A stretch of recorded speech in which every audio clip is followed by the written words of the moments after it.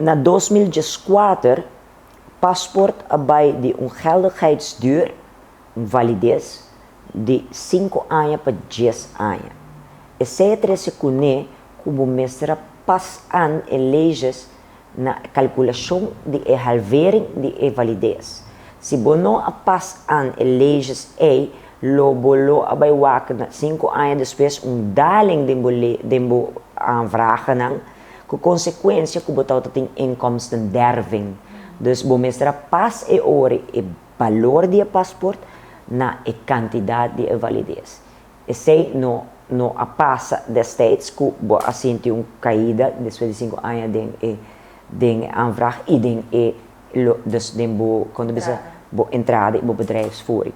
Também leis na antiquas. Se você comparar leis na Reino de outro país na Caribe e com leis na Holanda, você reparar que leis na tá hobby mais caro para não se tá seguir adaptar leis na armata que o produto não que você usa para subir.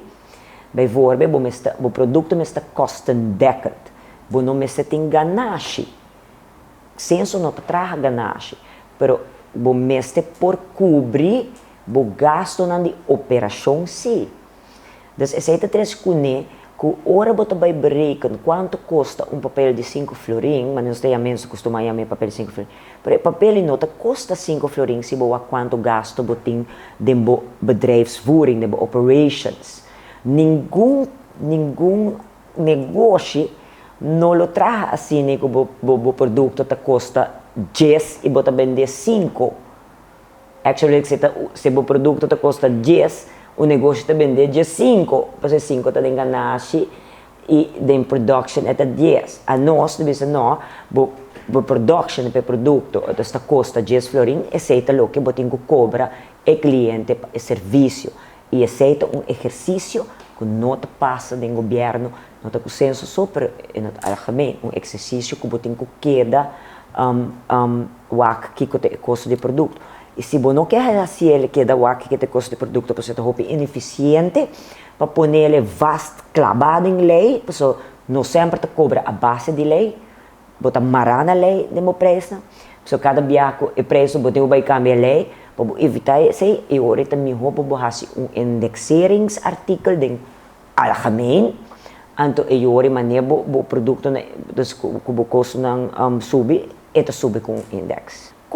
Na 2014, Dorni não atende conta com a subida de validez para cambiar o valor do passaporte e também perda de entrada no paciência para land Aruba, país Aruba.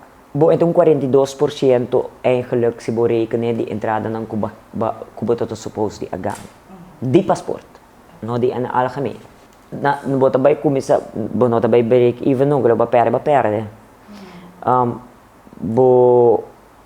Bota bay wak subida agora aqui na entre 2023 com 2024 dor ko persona ng passport bay caducar back depois de 10 anos. Sim.